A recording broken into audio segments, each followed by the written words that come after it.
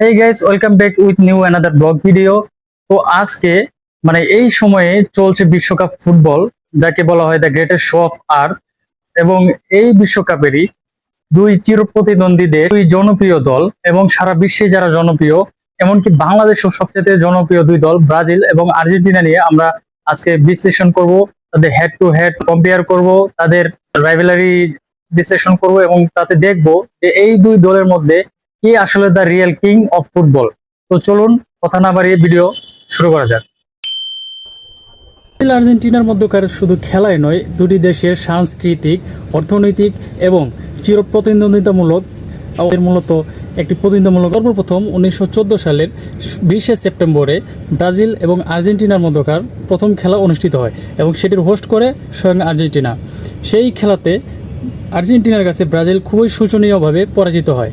3-0 গোলে সেই খেলায় প্রথমেই আর্জেন্টিনা জয়লাভ করে। কিন্তু একটি মজার জিনিস কি জানেন, এর ঠিক 7 দিন পর অর্থাৎ 27শে সেপ্টেম্বর 1914 সালের আবারও ব্রাজিল এবং আর্জেন্টিনার মধ্যে আরেকটি খেলা অনুষ্ঠিত হয় এবং সেই খেলায় ব্রাজিল আর্জেন্টিনাকে 1-0 গোলে পরাজিত করে সেই আগের হারের প্রতিশোধ নেয়।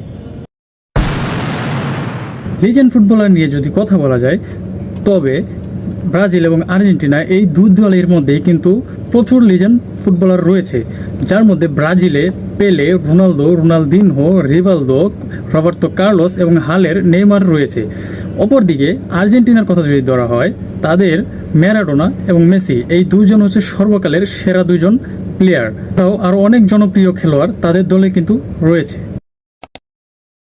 পর্যন্ত আর্জেন্টিনা মোট ইন্টারন্যাশনাল খেলা খেলেছে 860, তার মধ্যে 560টি ম্যাচ তারা উইন করেছে। আর তাদের হারের সংখ্যা হচ্ছে 173টি এবং তারা মোট ড্র করেছে 182 ম্যাচে। তাদের উইনিং রেট হচ্ছে 56% থেকে 60%।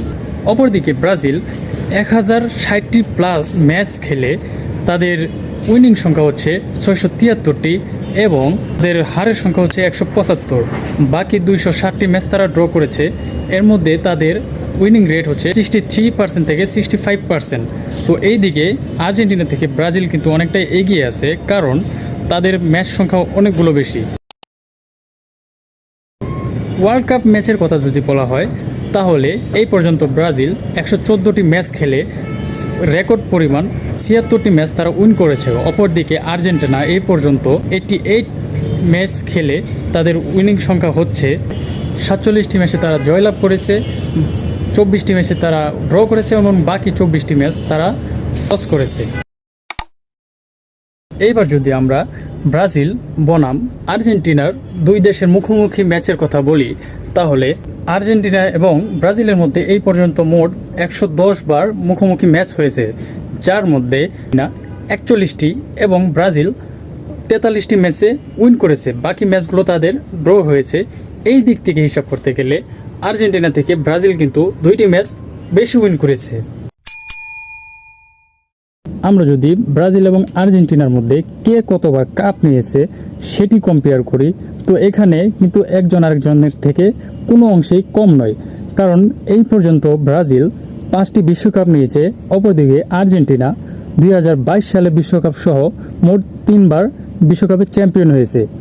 অপরদিকে আমরা যদি কোপা আমেরিকা কাপের কথা চিন্তা করি, তো সেই দিকে আর্জেন্টিনা মোট 15 বার চ্যাম্পিয়ন হয়েছে। অপরদিকে ব্রাজিল কিন্তু মোট 9 বার চ্যাম্পিয়ন হয়েছে। এই দিকে অর্থাৎ কোপা আমেরিকাতে আর্জেন্টিনা কিন্তু ব্রাজিলের থেকে 4 ডজন এগিয়ে রয়েছে।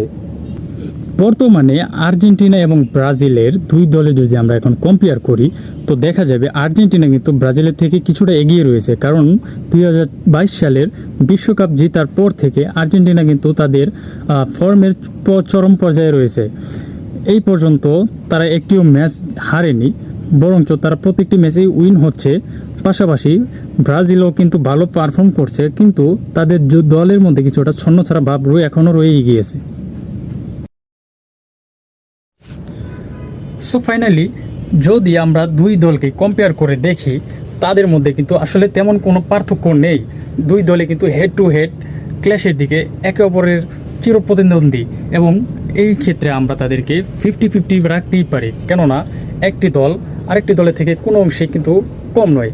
যদি আপনি কাপ ধরেন, তাহলে ব্রাজিল একটু এগিয়ে থাকে। অপরদিকে যদি আপনি খেলার স্কিল, খেলার ধরন এবং অ্যাগ্রেসিভ কথা জন্য বা আর্জেন্টিনাকে ভালোবাসেন, তবে কিন্তু সবার উপরে আর্জেন্টিনাই থাকবে। অপরদিকে আপনি ব্রাজিলের মধ্যে ধীরস্তাত্ত্বিক খেলা, তাদের স্টাইল হচ্ছে সাম্বা, সো তারা একটু ধীরে খেললেও এই খেলার ওয়াটি কিন্তু ডেডলি। তো আমরা এখন রয়েছি ভিডিওর শেষ পর্যায়ে এবং বলতে পারি এই দুই দল কিন্তু একে অপরের থেকে কোনো অংশেই কম নয়। সো আপনাদের জন্যই শেষ মোমেন্টটি রেখে গেলাম যে আপনারা এই কমেন্ট করে বলবেন যে আসলে কে দ্য রিয়েল অফ ফুটবল। ভিডিওটি যদি ভালো লাগে অবশ্যই চ্যানেলটিকে সাবস্ক্রাইব করবেন, ভিডিওটিতে একটি লাইক দিবেন এবং দেখা হচ্ছে পরবর্তী ভিডিওতে। সেই পর্যন্ত সবাই ভালো থাকবেন, সুস্থ থাকবেন। Bye bye.